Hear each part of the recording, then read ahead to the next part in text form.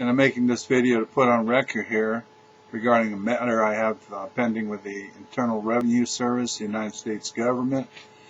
About in 1995-96, I did not file tax returns as I had no taxable income and no obligation to file these tax returns. The government had a different position, and they thought that I had taxable income, but we both agreed that I did not file tax returns. So back and forth, government correspondence, not answering my questions, not actually not being responsive, just coming at me saying you owe money. They tried to hit my bank accounts. They tried to hit my employer and such to get money. They never collected any money on this, but in 2008, they filed a lawsuit trying to get a judgment for $144,000 and to foreclose on my family home. Through the process, there's something called discovery, and part of discovery is seeking answers to interrogatories. So I posed some interrogatories, and among them I asked for copies of assessments, and they were never produced, and of course the government didn't have to produce them. They used some other form to say that, yeah, they were done, but in fact don't actually produce the assessments. I also asked them to give me the code section, to provide the code section that imposed the liability on me in the first place. The government answered that the Internal Revenue Code was public record, and therefore I could go find it myself. The judge was not satisfied with that answer, so he ordered the government to answer the question further. Well, then the government came back and said, here are the code sections that relate to this matter. My original question was, which section of the Internal Revenue Code imposed the tax on me? Not, here are the code sections that relate to this matter.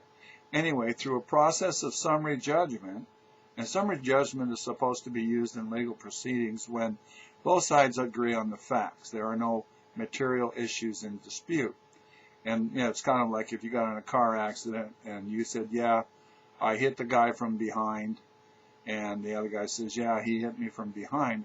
Those are agreed upon facts, and then the law is applied, and you know, no trial is needed. Well, in my case, I certainly did not agree on the facts. That the judge does is he rules that Benoit only had a technical disagreement on the definitions, but he agrees on the facts. I certainly didn't agree on the facts whatsoever.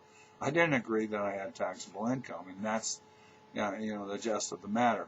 Anyway, so without trial, I lose. Summary judgment is awarded on behalf of the government. Well, lots of other things have happened in this process. It would probably take about 4 hours of taping to go through it all. But as I discovered early on, one of the reasons I didn't owe the tax, well, actually the penalties, is that, you know, for the penalties to apply, one of the conditions, you have to be negligent. Of course, I certainly wasn't negligent in the whole matter. I was disputing it from the get-go. And so, you know, there's a disputed fact of whether or not a guy is negligent or not. I mean, the law is pretty specific on that. But more importantly, there's a penalty within this process that the IRS charged that is not something would be subject to some sort of interpretation. That's actually a fraudulent charge. There's a section in the Internal Revenue Code that makes it illegal well, actually I'll read it. That's the best way to cover that. Unlawful acts of revenue,